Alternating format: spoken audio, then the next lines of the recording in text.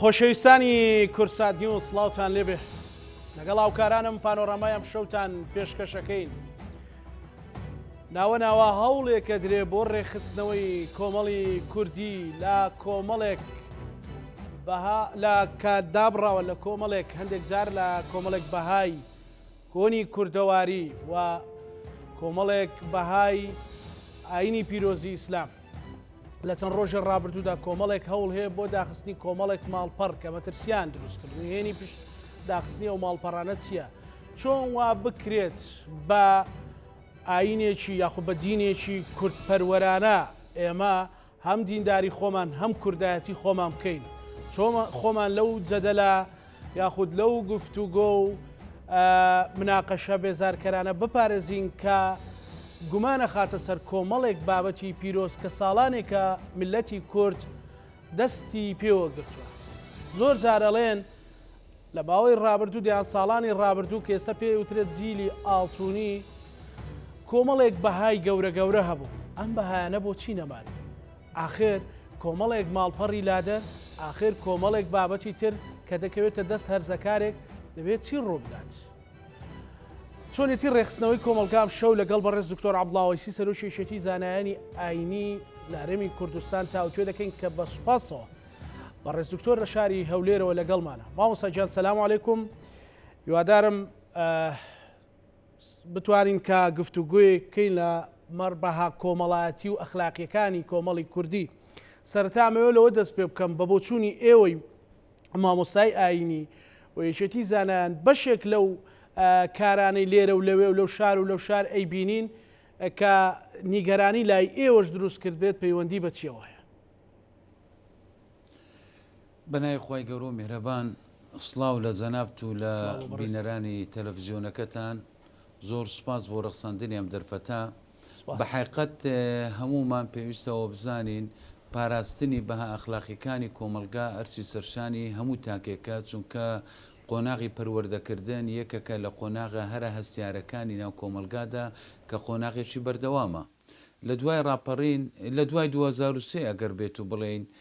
عێراق بەرەو قۆناغێکی نوێ ڕۆیش لە هەموو بوارەکانەوە. یەکێک لە بوارەکان بواری تەکنەلۆژیا بوو. ئەو تەکنەلۆژیایی کەوە لە زووەوە گەیشتە زۆر لە وڵاتان، بەڵام بەدرەنگەوە گەیشتە عێراقەوە، لە عێراقیشەوە هاتە هەرێمی کوردستان. تەکنەلۆژیا دەتوانین بڵێن چەکێکی دووسەرەیە، هەم دەتوانی بە دیوێکی ئیجابی هەم دەتوانی بە دیوێکی سەلبی سوودی لێ بینی. ئەرچی خێزانە کە هاوکار بێت لەگەڵ تاکەکانی خۆی بۆ ئەوەی بە شێوەیەکی ئیجابی سوود لەو تەکنەلۆژیایە بینێ. و هەروەها ئەرچی لایەنی پەروەردەیشە کە حکوومەتی هەرێمی کوردستان لە ڕێگای وەزارەتی پەروەردە ئەرچی سەرشانیەتی کە بتوانینەوەیەکی تەندروست پەروەردە بکە، بتوانێت چۆن سوود لە تەکنەلۆژیا بینیت و بە چ ئارەستەیەک بەکاری بێنێ. بەڵام بەهۆی ئەوەی کەوا کۆمەلگای ئێمە کۆمەلگای کوردی بە درەنگەوە ئەم تەکنەلۆژیایی گەیشتێ، زۆر تامەزرۆ بوون کە بە خێرایی هەڵسوکەوتی لەگەڵ بکەین. ئەو فەزایە کراوەی تەکنەلۆژیا لە سەر تاسەری عێراق بە شێوەیەکی گشتی یان ئەو بێحکومەتیە کە لە عێراقا هەبوو ماوە لە دوای ماوە لەبەر کێشە سیاسیەکان، کێشە ئابوووریەکان، کێشە کۆمەڵایەتیەکان نەتوانرا پڕژێتە سەر هەموو لایەنەکان. زۆر بەداخەوە هەندێک کەس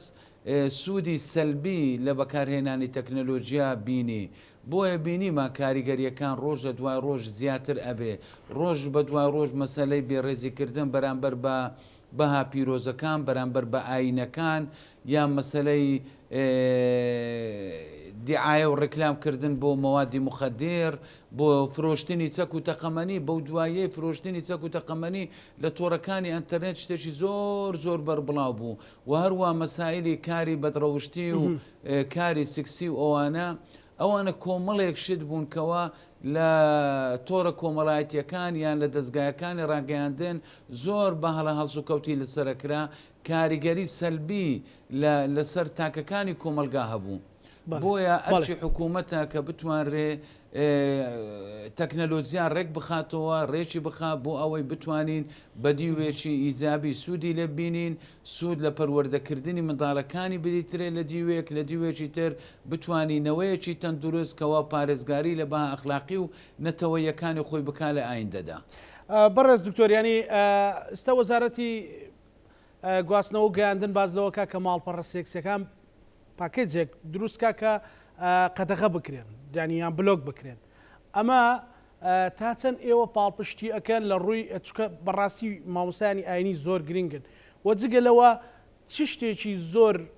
ناخەژێن یا مەترسیدار هاتۆتە لای ئێوە وەکو بەڕێز وەک سەرۆک مامۆستایەکی ئاینی بە نموزەت باسی کردبێت کە بەهۆی ئەمانەوە مەسەلەن لادان دروست بوو بێ کێشەی گەورە لە ناو خێزان دروست بوو بێ بەداخەوە من دوو ڕۆژە متابعی دەستگای دووسێ ڕۆژە متابعی دەستگایەکانی ڕاگەیاندنەکەم من پرسیارێکم لا دروستە بۆ تەنها فۆکس لەسەر سایتە سکسیەکانە بە تەنها ئەو فەرمانەی وەزارەتی گواستنەوە و گەیاندن بە سوپاسەوە دەری کردووە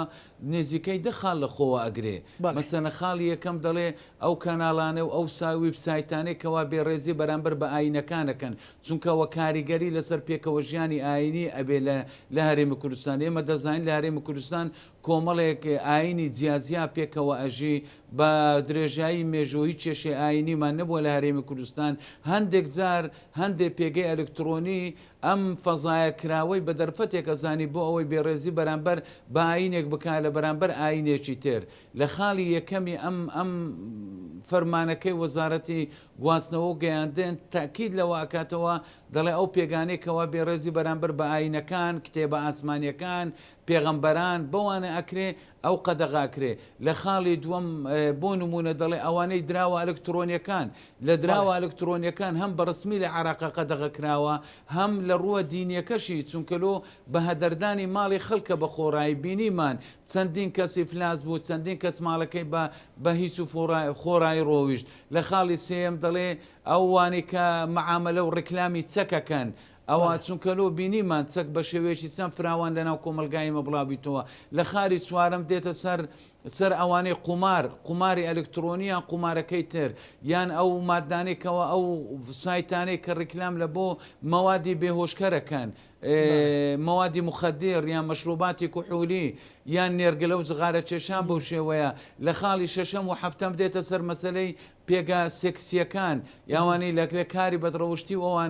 ئەوانە کۆمەڵێک شتن ئەوانە زیانی سلبیان لەناو کۆمەلگا هەبووە ئێمە لە یەکەم دیدارمان لە دوای دەست بەکاربوونی کابینەی نوێمی حکوومەتی هەرێمی کوردستان لە 23/1/2019 لەگەڵ وەزیری گواستنەوە و گەیاندن تاکیدمان لەو بابەتە کردیتەوە پێویستە هەوڵ بدرێ دەستگا ئەلکترۆنیەکان یان سیستەمی ئەنتەرنێت لە هەرێمی کوردستان ڕێک بخرێتەوە بە شێوەیەکی وە کەوا کاریگەری سەلبی لەسەر تاکەکانی کۆمەلگا نەبیت هەروەها لە دیدارە بەردەوامەکانمان لەگەڵ بەڕێز سەرۆکی حکوومەت جێگیری سەرۆکی حکوومەتی هەرێمی کوردستان تاکیدمان لە هەمان بابەت کردەوە چونکە ئەرچی پاراستنی ئەخلاقی کۆمەلگا ئەرچی سەرشانی هەموو لایەکمانە بۆیە بە تاکید ئەوە لە نیگەرانیەکی بەردەوام هاتووە ئێمە ڕۆژانە دەبینین حەوادثی سیارە چەند زۆرە لەبەرچێ بەشێکی لەو هاوڵاتیانەی کەوا لە شەقامە گشتیەکان بەهۆی سناپچات و بەهۆی بەکارهێنانی ئامێرە ئەلکترۆنیەکان ڕوبەڕووی حادسەی ئەبنەوە بەڕوو ڕۆژانە دەبینین چەندین کەسی فلاسەکان لە بواری مادی و لە بواری اقتصادیەوە کە زەرر و زیانێکی گەلک زۆری پێگەیشتیە ڕۆژانە دەبینی مەسەلەن دیاریدەی کوشتنی خەڵک بەناحەق یان ئەو تونند و تیژی خێزانیەی کە بەرامبەر تاکەکەکرێ یان بەرامبەر ئافرەتێکەکرێ یان بەرامبەر خێزانێکەکرێ و هەروها مەسەلەی کاری بەدڕەوشتی و ئەوانە هەمووی کاریگەری سلبیان بە پێی توێژینەوەکان هەبووە لەسەر کۆمەلگا و لە زۆربەی زۆری وڵاتان ڕێکخراوە یانە ئەو وڵاتانەی لە دەوروبەری خۆمان دەبینی پاکێژێکی خێزانی هەیە بۆ ئەوەی ئینسان بتوانێت خێزانەکەی خۆی لەو جۆرەشتانە پارێزی ئەوەی تریشی هەیە ئەوەی ئارەزووەکە بەردەوام بێ لەو شتانە چونکە بەو بڕیارەی وەزارەتی گواستنەوە و گەیاندن ئازادی تاک پێشێل نەکراوە پێت دەڵێ دوو پاکێج هەیە پاکێژێکی خێزانی ئەو جۆرەشتانەی سانسۆری لەسرە کە بریتین لەوانەی پێش ئێستا باسم کردن پاکێژێکیشەیە خێزانی نییە فریە بۆ خۆت ئارەزووەکەی سەیری ئەوانەیەکەی کەس ڕێگریت لێ ناکە بەڵام گرنگ ئەوەیە ئەو کەسێکەوە ئەتەرنێتێک دینی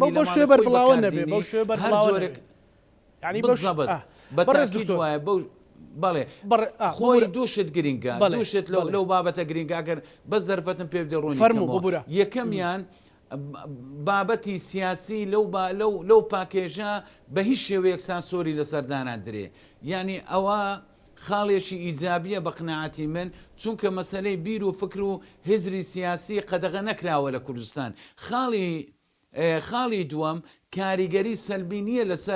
لەسەر ئازادی تاک کە لە عەرەبی پێی دەگوتری حوڕیەت الفەرد چونکە لۆ ئەوەی ئارەزوومەندی ئەو بابەتە سیکسانەیە دەتوانی ئەو کارتەکەی دیکە بەکاربیێنی سوود لە پاکێژی خێزانی نەبینیت. بەڕێز دکتۆر ئەو مەسلەی بەڕێزت باسی بابەتێکت کرد کە دراوی ئەلکترۆنیە لە هەرێمی کوردستان زۆر خەڵک کاری لەسەرەکەوە لە ڕێگەی پێگە ئەلکترۆنیەکانەوە کاری لەسەرکرەوە زۆر خەڵکیش بەڕێزیش ئاماژەت پێدا کە بەڕاستی ناوێت سەر ئیفلاس فتوایەکی هەیە ینی فتوایەک لای ئێوە هەیە کە بتواندرێت مەسەلەن ئەمە حرامە یان دەستکەوتەکانی یان قازانجەکانی چکە خەڵکێکی زۆر ئیشی لەسەرەکە؟ بەڵێ مامەڵەی ئەلکترۆنی ئەنجومەنی باڵای فتوا لە هەرێمی کوردستان سێ فتوای تایبەتی هەیە بەسەر لە دراوە ئەلکترۆنیەکان و مامەڵە ئەلکترۆنیەکان لە 2019 2020 2021 لە سێ فتوای جیات تاکیدی کردیتەوە دووپاتی کردیتەوەکەوە دراوە ئەلکترۆنیەکان لەبەر ئەوەی سەپۆرتی نییە چونکە ئێمە یەکشت هەیە لە مەسلەی تەعاملکردن بە دراو شتێکە پێی دەگوترێت تەختیە لە ئینگلیزی پێی دەگوترێت سەپۆرت ئێستا ئەو پارەی ڕۆژانە لە دەستی هاوڵەتیانە بریتە لە کاغەزێک چی دیناری عراقی بی چی دۆلاری ئەمریکی بی چ دراوی هەر وڵاتێک لە وڵاتانە بی بەڵام لەبەر ئەوەی خودی دەوڵەتەکە بەڕسمی سەپۆرتی کردووە تەداولی پێکرێ چونکە دووشت لە مەسلەی دراو لە ڕووی شەرعیەوە گرینگە یەکەمیان ئەثەمەنیە بەهایەکە بەها چونکە ئیسلام ناوێت ماڵی خەڵک بە فیرۆ بڕوە ئەم پارەیە بەهایەکی هەیە ئەگەر بێت و سەیری پارەکەی بکەین دەڵێ عملە نەقدیە صادرە بموجب القانون ئەو شتەی کە ئەو کاغەزە لە کاغەزێکی ئاسایی جیاکاتەوە بەهایەکەیتی بەڵێ ئەوە ثەمەنیەکەی هەبوو ئی دووەمیشیان سەپۆرتکردنەکە بوو یعنی دامکردنەکە بوو بۆ ئەوەی ئەو هاوڵاتیە ماڵەکەی بە فیڕۆ نەڕوە دراوی ئەلکترۆنی ڕاستە ناوی لێن دراوە دراو لە هەر یەکەیەک مەثەلەن قیمەتێکی لە بۆ دانراوە بەڵام سەپۆرت نەکراوە دامی نییە هیچ دەوڵەتێک نەیتوانێەوە کەوا دامی ئەم پارێ بکە بەڕسمی تەداولی پێ بکرێت دەستا و دەستی پێ بکرێ بتانی کەلوپەلی پێ بکرێ بتانی پێداویستە ڕۆژانەکانی خۆتی پێ بکڕی و باقی مرکزی عراقیش هەر بۆ معلوماتی جەنابت و بینەرانیش ئەویش بە فەرمی تەعاملکردن بەو دراوای قەدەغە کردووە بۆیە لە ڕووی شەرعی و لە ڕووی یاسایی تەعاملکردن بە دراوە ئەلکترۆنیەکان هەردووچێ قەدەغە کراوە و ڕێگە پێدراو نییە و هەروەها بۆ زانیاری بینەران زۆربەی زۆری مەزمع فەقیهەکان لە جیهانی ئیسلامی دار و لیفتایەکان تەعاملکردن بە دراوە ئەلکترۆنەکانیان قەدەغە کردووە بۆیە بینیمان لە فترەی ڕابردوو ژمارەیەکی زۆر لە هاوڵاتیانی کوردستان خشلی ئافرەتەکانی خۆیان فرۆش بۆ ئەوەی بەشداری لەو دراوە ئەلکترۆنیە بکەن بە تایبەتی ئەوەی پێی دەگوترێ شەبەکی یان هەڕەمی خەڵکێکی گەلک زۆر تووشی قەرزداری بوو سیارەی فرۆشخانوی فرۆش لە نەتیجەی کۆتایی خێزان لێک دەرهات ئافرەت تووشی تەلاقدان بوو کێشەی کۆمەڵایەتی لەسەر دروست بوو هەمووشی لەسەر چی ئەگەڕێتەوە لەسەر ئەو پێگانە یان ئەو مۆقیعانە کە لە سایتەکانی ئەنتەرنێتەوە هەیە ڕکلامی بۆکرێ بەداخەوە هەندێک هاوڵاتی لە هەرێمی کوردستان تێوەگڵاوە 4-5 ڕۆژ بەر لە ئێستا کۆمپانیایەک با ناوی نینت بانەبی تەڕکلام بۆ هیچ کۆمپانیایەک لە شاری دوهۆکە خەڵکێکی گەلێک زۆر بە ملیۆن دۆلار زەرمەند بوو تووشی ئیفلاس بوون ئەوانە هەمووی کاریگەری سلبی لەسەر ئاشتی کۆمەڵایەتیە بێ لەسەر ئاشتی خێزانە بێ لەسەر ئاشتی تاکشە بێ زۆر کەسێ لەو بابەتانە زەرری کردووە ئینتیحاری کردووە مەسەلەن لە بواری پێگە سیکسیەکانەوە گەر بڵێن لەو بوارە چی بابەتێکی ناخەژێن دروست بۆیان بابەتێکی کارەسات بەڕێز دکتۆر هەین لەو باری سایتە سێکسیەکان مەسەلەن چی گەیشتۆ بە ئێوە کە بابەتێک بێ کە بەڕاستی قێزەون بێ خودت بابەتێک بێ کە نیگەرانی گەوری لە ئێوە دروست کرد بێک و مامۆستایانی هەڵبەت بەڕێزت پەیوەندێکی تونند و تۆڵ لەگەڵ سەرجە مامۆستایان و تاربێژان هەیە مەبەستم لەو بارەیەوە چ بابەتێکی زۆر مەترسیدار هەیە بەتاکید حاڵەتەکان گەلک زۆرن ئێمە نامانەوێت مەسەلەن نهێنی خێزانەکان بینە سەر شاشەکانی ڕاگەیاندن بەڵام بەتاکید چەندین خێزان لێک ترازایە چەندین خێزان چەندین ئافرەت بوویتە قوربانی کوژرایە با لێکۆڵینەوە بە دوواداچوون بکرێت بەشێک لەو ئافرەتانەیە کوژێن یان بەشێک لەو پیاوانی خۆیانە کوژن یان بەشێک لەو ئافرەتانی کە تووشی تەلاق و لێکترازانی خێزان بووینە هۆکارەکەی چ بووە؟ بەشێک لەو هۆکارانە ئەو کاریگەری سەلبی ئەو پێگا سکسیانە بووە لەسەر خودی ئەو کەسە کە بینەری بووە لەوانەیە مەسەنە خێزانەکە بەهایەکی ئەخلاقیە بووە گەنجێک بەداخەوە بەهۆی کاریگەری برادەرەکانی خۆی بەهۆی کاریگەری ئەو خەڵکەی لێ نزیکە ئاڵوودەی ئەو پێگە سکسی و ئەو پێگا ئەلکترۆنیانە بووە کە بوویتە هۆکارێک بۆ ئەوەی دواتر کێشەی کۆمەڵایەتی لێ دروستبی یان بەداخەوە گیانەکەی بکەویتە خەتەری و ببیتە قوربانی ئەو جۆرەشتان ئەو جۆرە حاڵەتانە بۆیە بە تاکیدەوە نمونە گەلێک زۆرن لە ناو کۆمەلگای ئێمە بەڵام ناکرێن نمونونەکان هەڵوەستەی لەسەر بکرێت و باسییان بکرێت. بەڵێ مەسەلەن هەبووە بەهۆی سایتە سێکسیەکانەوە خەڵک مەسەلەن ژن بکوژریان کچ بکوژریان کوڕێک خۆی بکوژێت تووشی حاڵەتی گەیشتونێتە ئەو حاڵەتە مەترسیدارانە با ئێمە ورتر نەچینە ناو حاڵەتان چونکە ئەوە زیاتر ئیشی لایانی پەیوەنددارە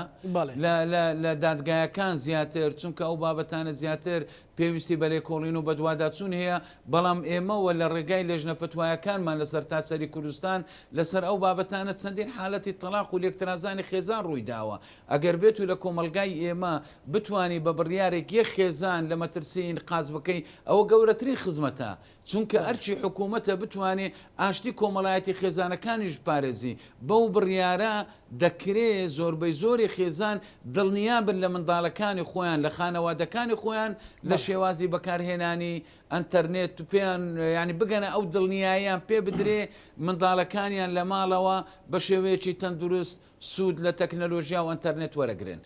بەڕێز دکتۆر زۆر کەس لە کۆمنتەکان یان لە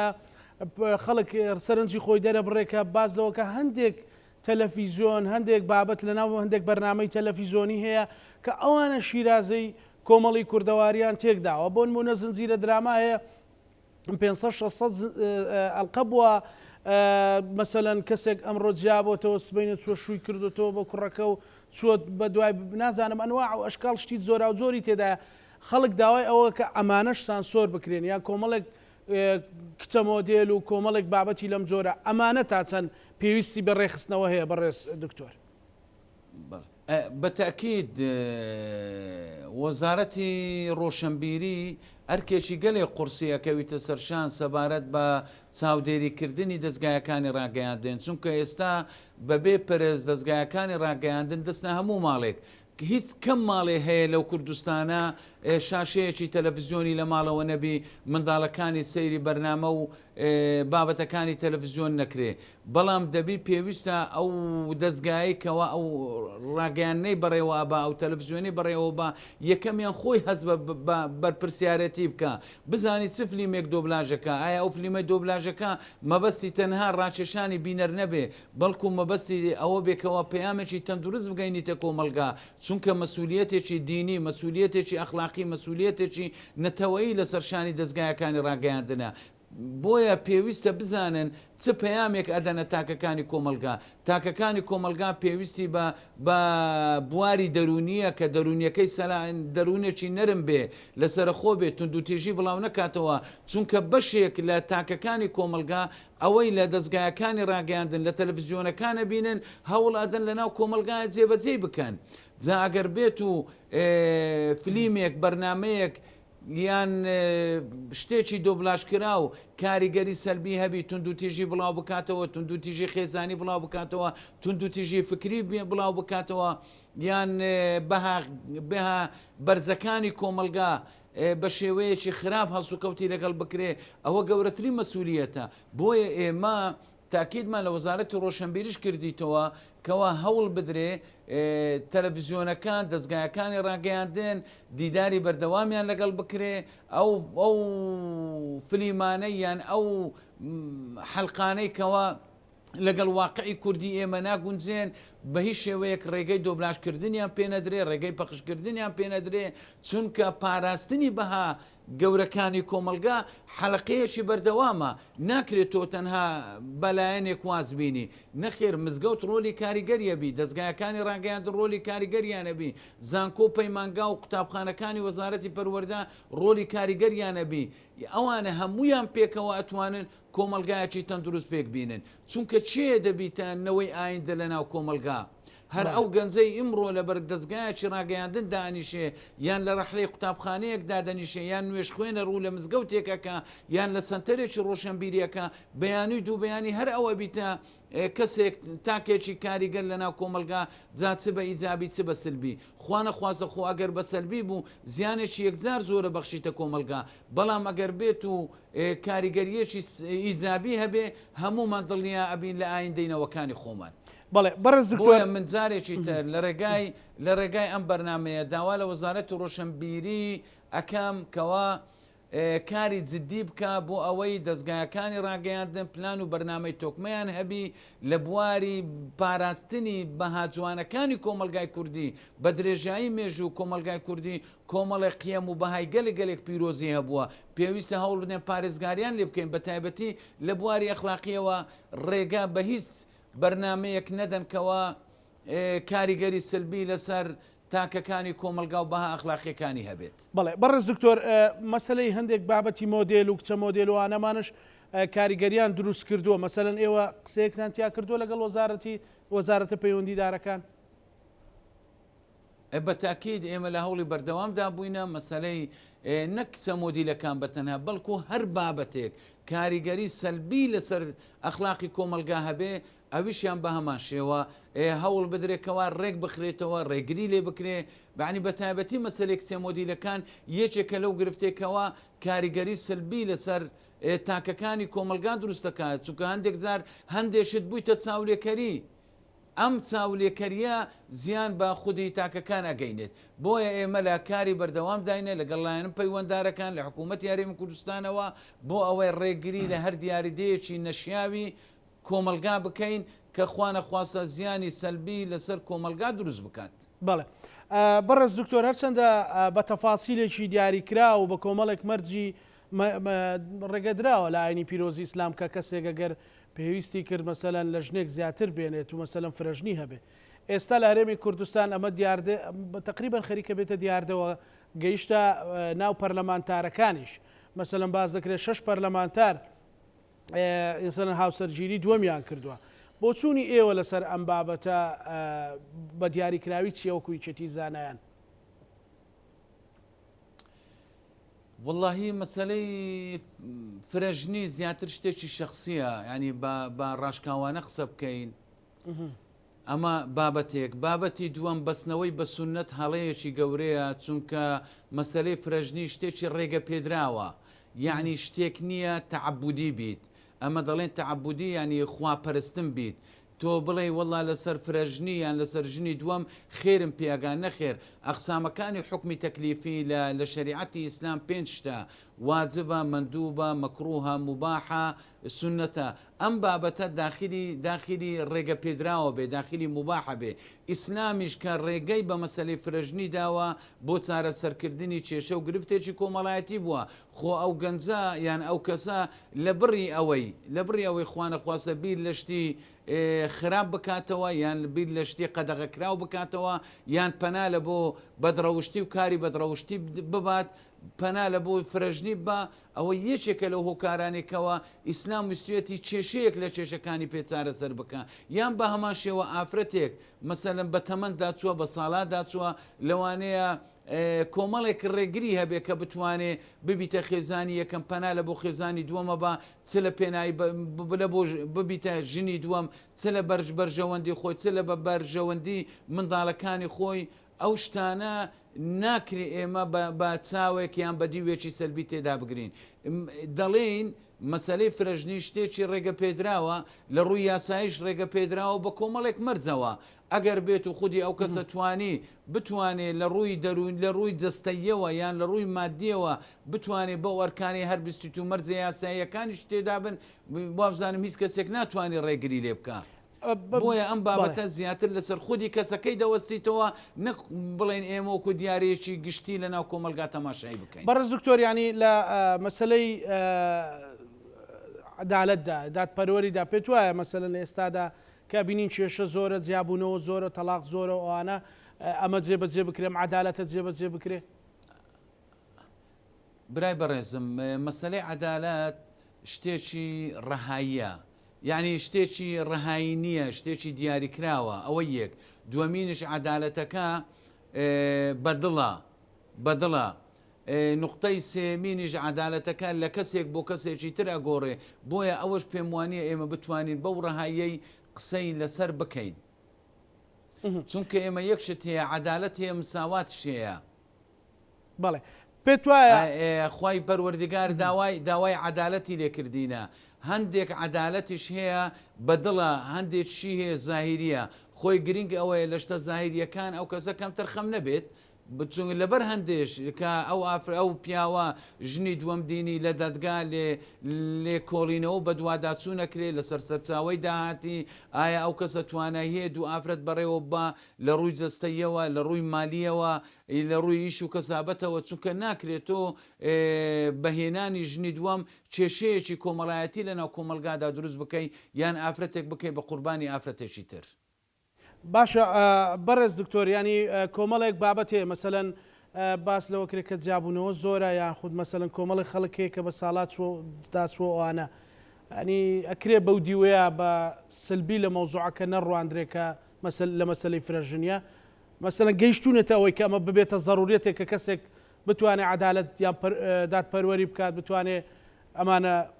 مەسەلەن هاوسەرگیری لەگەڵ بکات. ئەوە ینی بۆ چوونی کۆمەڵی خەڵکە. بەڵێ دووبارەیەکەمەوە برای بەڕێزم بۆ جەناب و بینەرەکان هەندێک حکمی شەرعی هەیە لە کەسێکە بۆ کەسێکی تر ئەگۆڕێ، بۆیە ناتوانی بڕیاری قەتعی لێ بدەی. قاعدەیەکی فقهی وصولی هەیە دەڵێ الأحكام تتغير بتغير الزمان والمكان والأحوال والأشخاص. کەسێک بتوانی دادپەروەری بکە، کەسێک بتوانی دوو ئافرەت بە یەک چاو بە یەک شێواز تەعاملیان لەگەڵ بکە، ئەتوانی بڵێ دوو فرژنی بۆ ئەو ڕێگە پێدراوە. کەسێکی تر نەتوانی عدالت بکە، نەتوانی دادپەروەری بکە، یان زوڵم لە خێزانەکەی بکە، یان خێزانی یەکەم ببیتە قوربانی خێزانی دووەم، یان منداڵەکانی بێسەروبەر بکات و مەسرەفیان نەکات، دەتوانی بڵێ بۆ ئەو کەسە قەدەغەیە و ڕێگە پێدراو نییە. یان کەسێک لە خۆی بترسێت تووشی زینابی، ئەوە ڕێگاچارەی بۆ دانراوە کە فرژ نییە. کەسێک لەگەڵ ئەوەی کەوە ئافرەتیشی نییە بەڵام دەتوانی خۆی کۆنتترۆل بکە بۆ ئەو ڕێگە پێدراونی. ئەو بابەتانە ناکرێ ئێمە بە ڕەهایی قسەی لێ بکەین، بەڵکو لە کەسێکەوە بۆ کەسێکی تر ئەگۆڕێ. حکومەکان بە پێ کەسەکان دەکرێت بڕیاری لێ بدرێت. باشە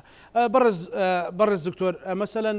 ئێمە ئەزانین لە هەرێمی کوردستان بەهۆی ئەو فەزا سیاسیەکە هەیە کۆمەڵێک هێزولانی ئیسلامی سیاسی هەیە و لەگەڵەوەشدا مەسەلەن کۆمەڵێک ڕێو ڕێبازی ترێ مەسەلەن سەلەفی سۆفی کۆمەڵێک مەسەلەن بابەتی تر هەیە.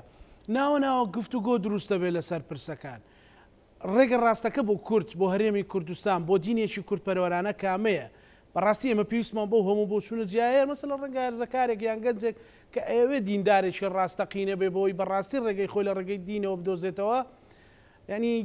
سەر لە شێوانێک دروست بێ لەم هەموو بۆچوون و فتوایە بۆچوونی بەڕێستان. بەڵێ ئەبرای بەڕێزم کۆمەڵێک شت هەیە دەبی ئێمە پێویستە لێکیان زیاب بکەینەوە. مەسەلەی ئیجتیهاداتی فقهی هەر لە سەردەمی پێغەمبەری خوا صلی الله تعالی علیه وسلم هەتا ئیمڕۆ لە هەموو وڵاتێک، لە هەموو ژینگەیەک، لە هەموو سەردەمێک جیاوازی بیر و بۆچوون هەبووە، جیاوازی تێڕوانین هەبووە. بۆیە هەر لەبەر ئەوەش بۆ مەسەلەن دەبینین چوار مەزهەبەکە لە چوار قۆناغی جیادا سەری هەڵداوە. جیاوازی ئیجتیهاد یان جیاوازی ڕاوبۆچوون لە سەردەمی پێغەمبەریش بۆ صلی الله تعالی علیه وسلم. نمونەی لا یصلیەن ئەحەدکم العصر إلا في بني قڕێضا یەکێکە لەو بەڵگانە. یعنی بۆیە ئەم بابەتە ناتوانی تۆ بڵێ تەنها یەخوێنەوە جێگای قبول و ئەوانی تر هەموو ئێمالەکرێ. بەڵام کۆمەڵێک شت هەیە پێویستە هەموو بیر و بۆچوونەکان، هەموو حیزبولایەنە سیاسەکان لەسەری کۆک بن کە ئاویشیان گرنگترینیان پاراستنی ئاشتی کۆمەڵایەتی، پاراستنی برایەتی و پێکەوە ژیان، پاراستنی یەکتر قبولکردنی ڕێی پێچەوانە لەگەڵ یەک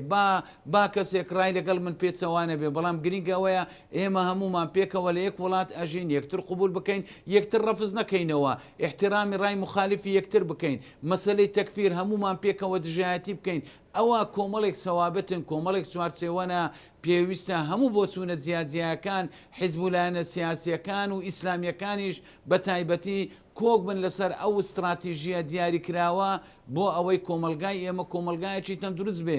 ئەو شتانش لە هەموو بیر و بۆچوونەکان بە قەدەغا ئەژمارەکرێ یعنی مەسلەی تەکفیر شتێکی ئەوەندە ئاسان نەبێ کەسێک بۆچوونی لەگەڵە من گونجاو نەبێ من بە کافری بزانم کەسێک لە مەسئلەیەکی فقهی جیاواز لە من بیر بکاتەوە من بە کافری بزانم نەخێر پێویستە احترامی ڕێی یەکتر بگیرێ خۆشبەختانە ئەتوانم بڵێم تا ڕادەیەکی باش و تا ڕێژەیەکی زۆر باشیش ئەم پرەنسیبە گشتیانە لە هەرێمی کوردستان پارێزراون. بەڵێ بەڕێز دکتۆر مەسەلە لە ماوەی ڕابردوودا جەدەلێک دروست بوو لەسەرەوەی کە مەکە پیرۆسترە خاچی هەرێمی کوردستان پیرۆسترە مەسەلەن ڕەنگە ئەمە بۆ هەرزەکارێک بۆ گەنجێک لە ڕووی نیشتیمانی و نەتەوەیەوە مەسەلەن گفتوگۆی لا دروست بێ لە ناو خۆیان بۆچی ئێوە لەسەر ئەمە قسەیەکتان نەکرد یاخود بۆ چونتان چی بوو مەبەستم بەڕێستان نییە بکۆی وڵی برای بەڕێزم بەڵێ برای بەڕێزم هەندێک بابەت هەیە ناکرێ ئێمە مێشی گەنجی خۆمان و خەڵکی خۆمانی پێوە سەرقال بکەین ئەم بابەتانە بابەتی ئیشتیهادینە بابەتی فکرینە بۆیە پێویستە ڕێز لە ڕای یەکتر بگرین نەک ئەوە بینسان کە زانیاریەکی زانی شتێکی زانی کارتێک فڕە بداتە ناو کۆمەلگا شتێک لە کۆمەلگا بورژێنێ ئەوەی تریش ڕەد و ڕای پێچەوانە کەسێک پێی وایە فلانە شوێنە پیرۆزە کەسێشتر پێی وایە فلانە شوێنە پیرۆسترە شتێکی زۆر ئاساییە گرنگ ئەوەیە کەوا ئێمە احترامی ڕای پێچەوانە بگرین ئێمە لەو ڕەد و ڕەددانەوەی هیچ کەسێک سوودی نەکردووە هیچ کەسێک قازانجی نەکردو ئێمە نامانەوێت کۆمەلگا بە هیچ شێوەیەک دابش بێ بەسەر دووبەرە ئێمە خۆشببختانە هەمومان مسلمانین هەمومان پێکەوە وەکو برا لە هەرێمی کوردستان لەگەڵ یەکتر ئەژین با چەندین بۆچوونی جیاجیاش هەبێ لە ناوتاکانی کۆمەلگا ناکرێ ئێمە بەو جۆرەشتانە ئیسفزازی یەکتر بکەین خوانە خواستە بێڕێزی بەرامبەر یەکتر بکەین یعنی شتێکی گەلێک جوان هەیە ئێمە دەبی پەیڕەوی بکەین بڵێن بەرامبەرەکەم ڕاستە لەوانەیە من لەسەر هەڵەبم بەرامبەرەکەشم بڵێ لەوانەیە من هەڵەبم ئەو ڕاست بێ دەبی بەو شێوەیە هەڵس و کەوت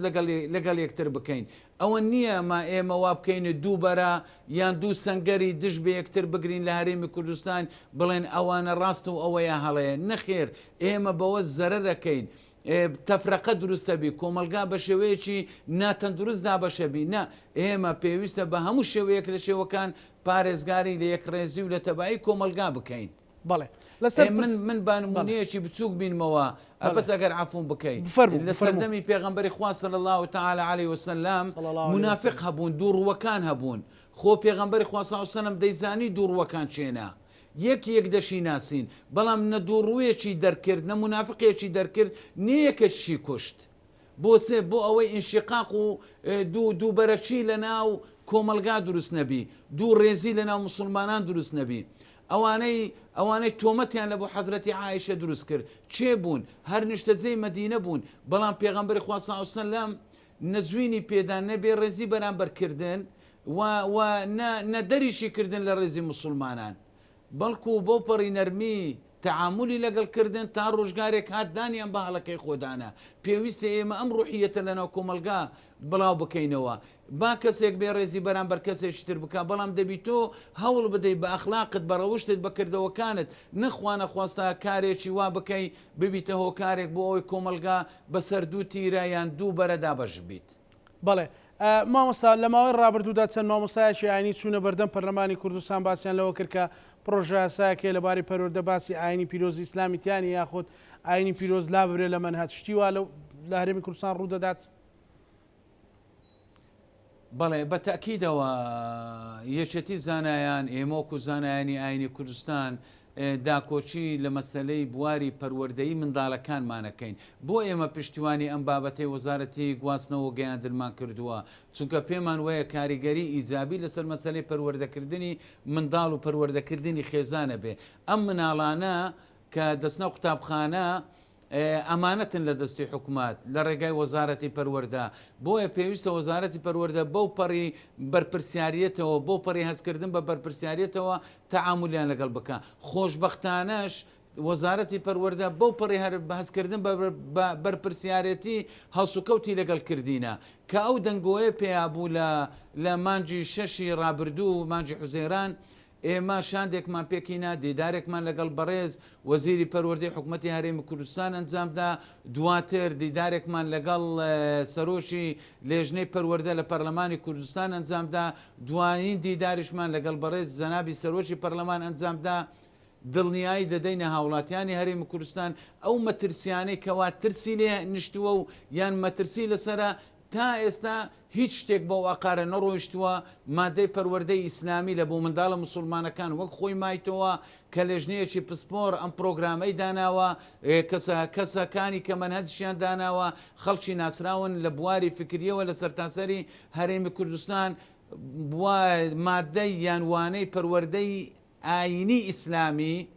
بە ناوی پەروەردەی ئیسلامی لە قۆناغی یەکەمی بنەڕەتیەوە تا دوازدەمی بنەڕەتی هەمووی پارێزراوە وەکو خۆی ماوەتەوە پەروەردەی مەسیحیش لە بۆ قوتابیە مەسیحیەکان پەروەردەی یەزیدیش لە بۆ قوتابیە یەزیدیەکان وەکو خۆی کاری لەگەڵە کرێ و ئەو یاسایی کە لە پەرلەمانی کوردستانە بڕیار وایە یاسای پەروەردە و فێرکردن دەنجی بۆ بدرێ تا ئێستا خوێندنەوەی دووەمی بۆ نەکراوە بە شێوەیەکی تەواو تا ئێمە مەترسیەکانمان لێ دیار بن لە گفتوگۆی بەردەوامدا بووینە دڵنیاشین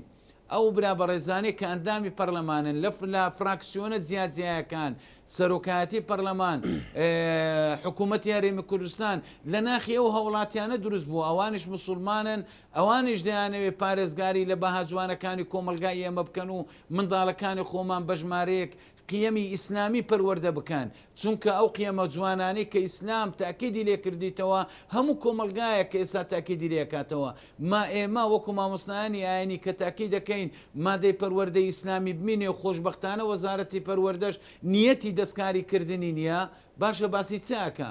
دەڵێ قوتابی دەستپاک بێ ڕازگۆ بێ ڕێزە جیرانەکەی بگرێ خەیانەت نەکە داوێن پاک بێ ئەوانە هەموو قیەمی دینینە قیەمی ئینسانیشن کە هەموو کۆمەلگایەکان لەسەری کۆکن بۆیە هیچ مبەرڕێک نییە و ناژمێنرێ کە لە هەرێمی کوردستان خوا نەخوازە پەروەردەی ئیسلامی لە قۆناغەکانی خوێندن نەمێنێت. بەڵێ لەسەر پێکەوە ژیان مامۆستا مەسەلەن ئێستا ئێمە ئێزدیمان هەیە مەسیحیمان هەیە مەسەلەن کاکەیمان هەیەەوە لەو چەند ڕۆژەی پێشوو چەند کەسێک مەسەلەن جوو هەیە مەسەلەن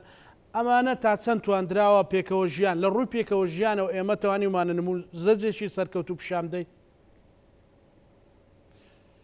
بە تاکید مەسەلەی پێکەوە ژیانی ئاینی و نەتەوەی یەکێکە لەو سیما هەرە جوانەی کۆمەلگای کوردی پێی ناسراوە بە درێژایی مێژوو ینی شتی حاڵەتێکی وانە بووە لە فترەیەکی زەمەنی